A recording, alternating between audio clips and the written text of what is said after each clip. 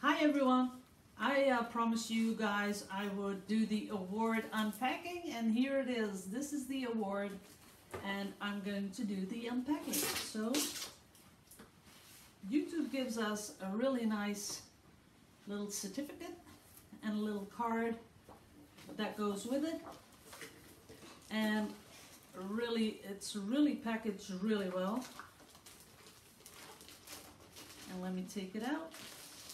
It's also very heavy, and this is it. And here it has my name on it, and it says for passing 100,000 subscribers. And I would like to thank you all.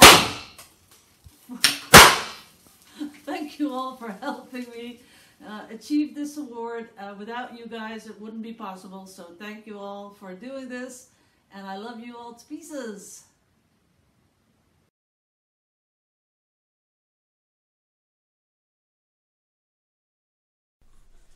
Good morning, everyone. I'm back. It's Sunday morning, and it's a little on the late side. Oh, it's afternoon already.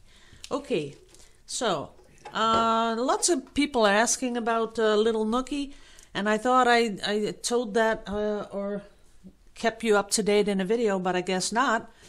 But she's doing okay. It was an abscess. The day after I posted the pictures, it burst, and a lot of gook came out, as you all may know how that works. And we did take her to the vet again on Monday just to make sure, because, you know, when it comes to the health of my animals, I really don't give a you know what, if it costs money or not. So we took her, they looked at it, and they said, it's going to be fine. And it was. After a couple of days, it just, you know, sort of stopped releasing the stuff that's in it. And all of a sudden, she was looking a lot better. So that was good news. I am right now mixing up a little paint because I'm going to be doing a long one. As you can see, it's a 20 by 50 canvas. And I'm going to do one of those pours out of this, and if I have some paint left over, I'll do one more, and then I think I'll be over this whole thing, okay, until I get something new to release the paint. I think I'll be good. Okay guys, this is the updated list of sponsors for November 2018, and of course all my love to you. Of course, all my love to all the other ones that are just watching, but I do really like to show my appreciation for the people that sponsor my channel. So thank you for that. Now, we had a lot of questions yesterday about the mats, because people were all over the mats, and I can imagine you are when you see something like this, how perfectly easy it is to do one of these. So I can imagine that people get really enthusiastic about them. So let me take this one out and take this one off. Someone said, you know, you shouldn't use tape, but it was just, you know, to show you guys. I thought that was sort of clear, but I guess it wasn't. I'd never stick this on a mat and sell it like that. That is not the way to do it. Like I explained, you cut out a backing of cardboard, then you stick this on the backing, and you stick the whole backing on the mat. So don't worry, I don't stick it on like that with sticky tape and think it's going to stay there forever. I don't do that. Oh, now I got a little bit of paint on my mat. I hate it when I do that. Let's see.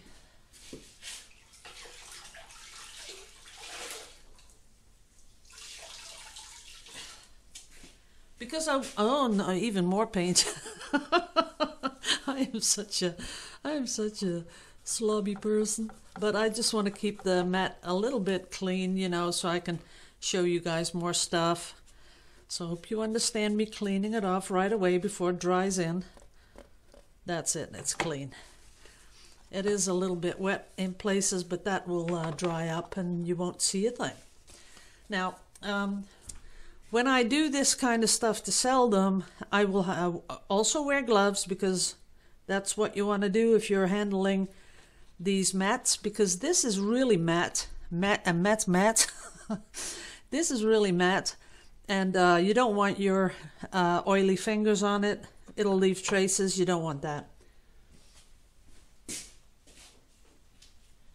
Now, the one I did yesterday, it's all dried up, and as you can see, it has some really nice gold accents in it. A little bit of gold there, there, there, there. As you can see, I can see it really well, but I'm sure that on the monitor it doesn't work that well. Now, as you can see here, if you were to frame this, it would be absolutely perfect. Beautiful, right? And you can take all sorts of pieces out. Anything you really like. Well, not that one. See how ugly that is? Some people say, you know, how come that you can see that? Well, it's really very easy, I think. You know, if you put this on, you're thinking, no, I don't like it. Why I don't like it is because there's a really thin line up here and a little bit down here, very thin line down there, so it does not add much to the painting. But if you do this, all of a sudden, it's pretty. So just from this, well, let's see, from this to this, and it's a whole different image. So maybe it's a good thing to have one of these mats and you start making these sort of paintings to put behind it, and then for yourself as a sort of exercise, you just put one on. See, that one I really love because this is smack in the middle. That is really pretty. I would love that in really big, like 1 meter by 1 meter. I would love this. This is really what I really like. But you can just, you know, go ahead. Even that is pretty. That is pretty. That is ugly. See? See how that works? So this is not so interesting.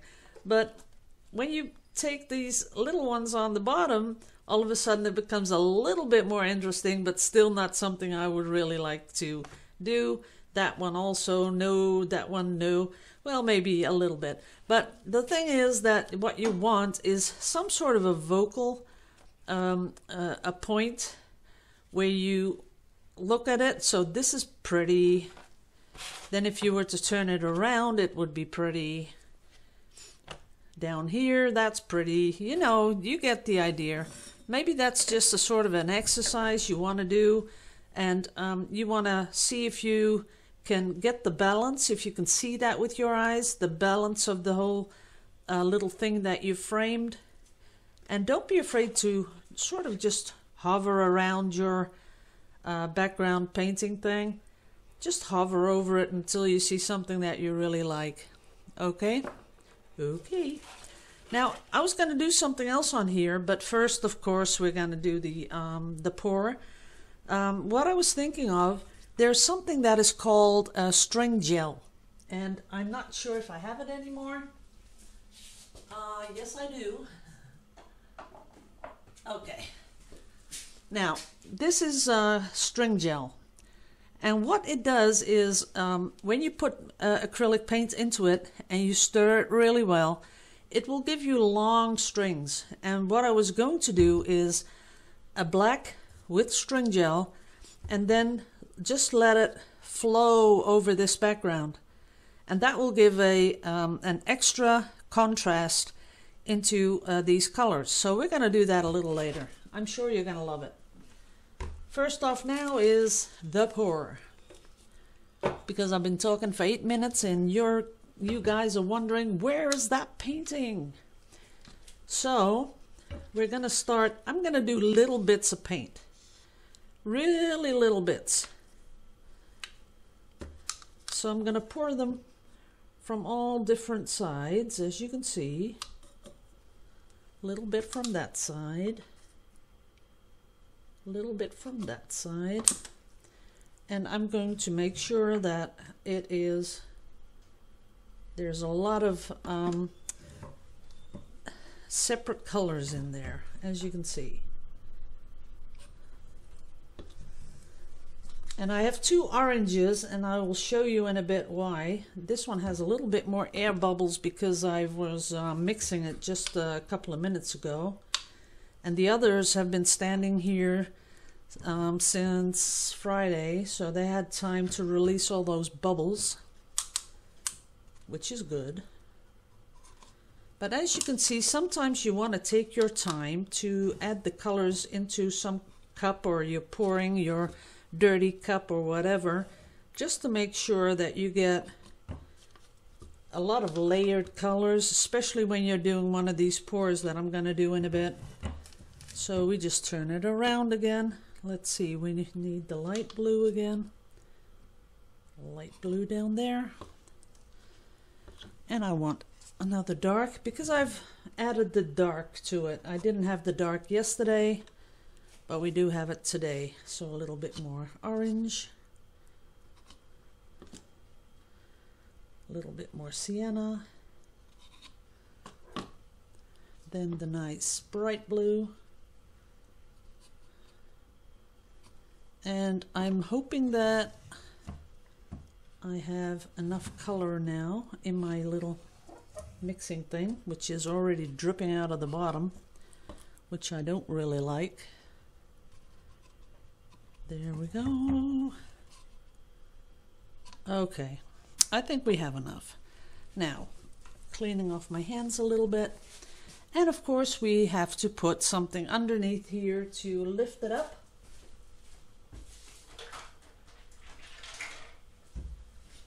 I'm just going to do a slight slant, not too much, and we will see what happens. Ooh, already dripping out of here, but let's see what happens.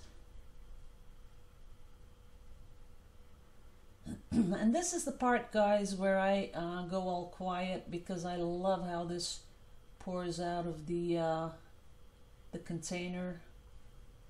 I only don't like the dripping. Then I'll go up and down a little bit just to give it a little bit of variation, a little bit sideways.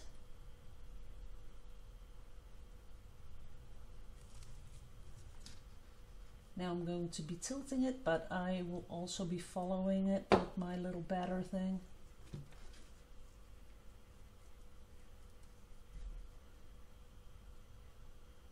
There we go, and now I'm going to tip it down. A little bit more tilting.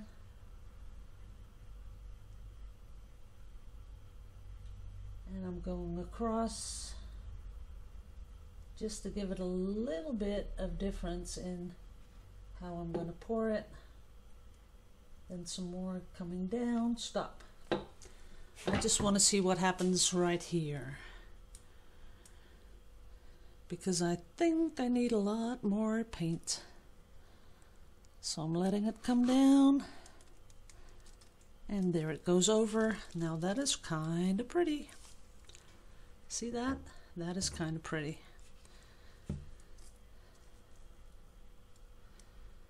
And we're going to spread it right down, and it's starting to move slower and slower, but look at that, that is pretty. Okay, come on, move your little particles. And of course there's a lot of silicone in this paint, guys, so I'm going to be torching it in a bit. But this is more of a let's see if I can do that without adding more paint. Nope, that's not going to work. So we're going to add a little bit more.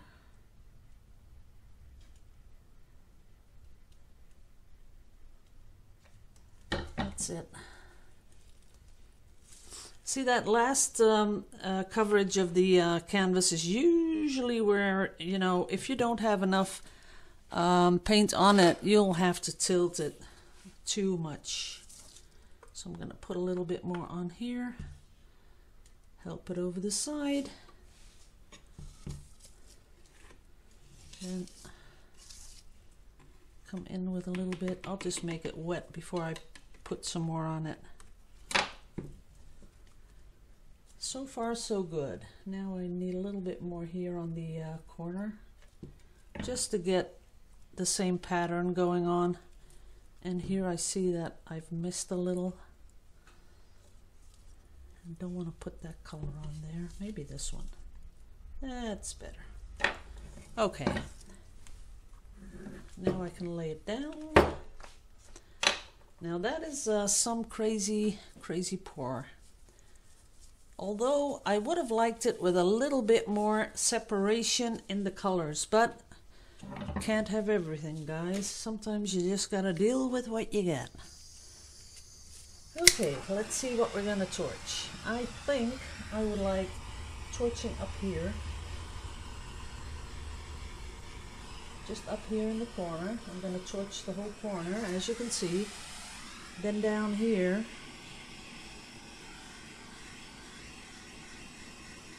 And up here in this corner. And I'm gonna leave that whole thing here intact. No torching. So what we have is this whole corner torched, and the rest we're not going to torch. Now, make a little bit of room here. Don't want it dripping on my table, but that's okay. Because I see that I have a little bit of corner exposed there, so we need to fix that. Here the cells are dropping over the side, which I really love. There not so much, so I might have to torch it a little bit more there. Now I'm going to turn the whole thing around.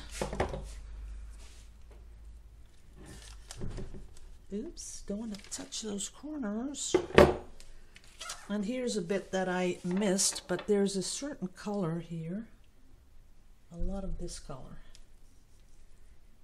Because we want to match it. That's important, guys. If you ever have to do a touch-up on the corners, just look at your table and look for the same color that is next to where the canvas is showing, because I think that's really important to get very close to the same colors, or you're going to see it where you put it. And so it's not always a problem, but I just want to be on the safe side.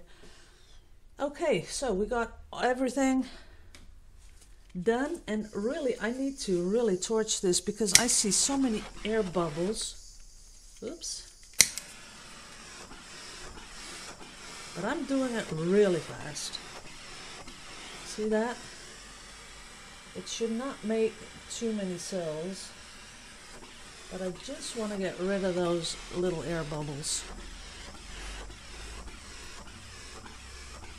as fast as I can. Okay. I did get a little cells here and here, as you can see. Okay. See, when you don't want them, you get them. That's always the same. Now I can focus on the whole painting as in looking for things that I don't like. And as you may already have called out, don't like it, don't like it, don't like it.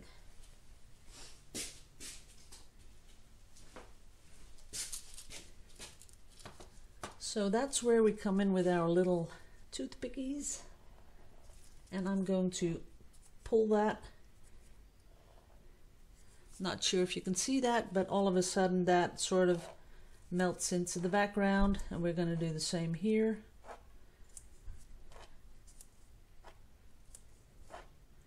And every time we do that, we clean off that little toothpicky thing, because that's an important thing to do. And you just keep going until you think, okay, that's it doesn't bother me anymore. That's it. Now they don't pop up there, and that's a cell. I like that cell. So we'll just leave that as is. That's okay. Although these are a little bit, as I'm pulling them from left to right, I'm sort of trying to get the flow of these lines so that they don't resemble those big blotches, but only something that is in the paint thing. They were just a little bit on the big side. And this one more time. Okay, now they're gone. Okay, we'll just leave it as is. This is for me this is okay. And I just cleaned up all the tables, so I'll have to find myself a place to put it. And I did want to see if I had some left over on the table that I can do a little squish with. So I'll be right back.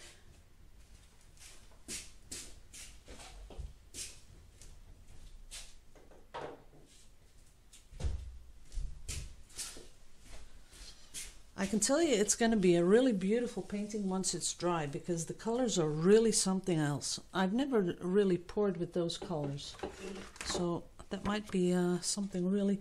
But see how fast this turns into one color? So if you have this happening, then you'll have to be really selective in what you scoop up, because scooping this up will just give you one color. So you want something with a little definition in it. And of course you can always add from the cup. We're going to add a little, there we go, a little of the blue. And of course sienna, where would we be without the sienna? And this time I'm going to add a little bit of dark. So cleaning off the palette knife as good as. See, that's how I clean it. And we're going to give it an up and a down. There we go. And let's see what happens here. Ooh, very pretty. Pretty, but not that pretty. So I'm thinking, what can we do with this? Just let it go to the middle, let it come down, and we're going to really stretch them out. That's okay. Not really that appealing for a piece of jewelry, because all of that really antique colored greenish stuff, sort of a patina color, I'm not really fond of it. And I'm pretty sure that if I were to put turquoise beads next to it, it might look really pretty. But you know, if I don't really think something is really awesome, I won't do it, because it's just not worth it. So I'm going to cover the whole piece like that, and I'm going to do, try and do a lacy thing with orange. So cleaning off the palette knife, totally clean, and we're going to swipe it over. And we're going to see if we can get some lace. Now, this is a nice one, just to explain again what lace is, how it's made. Now, you can see here, let me get you really in focus. Not in focus. Maybe I have a dirty lens or something. Let me do that again. It's not really getting it. Well, believe me that this is lace. Here you can see no lace, and that's because the orange is too thick to lace up. So that's something that you really want to take notice, that if you want something to lace, it has to be really, you can see it there. See, that there is lace. This is pretty much lacy, but this won't lace because there's too much orange on top of the other color. Now, let's see if I can fix that, just for test's sake. Well, not totally, but you'll see the difference. There's a little lacy poo. Just really light. You can't almost not pick it up, but there's some over there. Now I'm going to clean this little mess up, and I'm going to fix up some string gel, and I am going to show you how to use string gel. So thank you all for watching. Love you all to pieces. Let me get you in focus before your eyes go dizzy. So thanks all for watching, and I'll see you in the next video about string gel. Laters.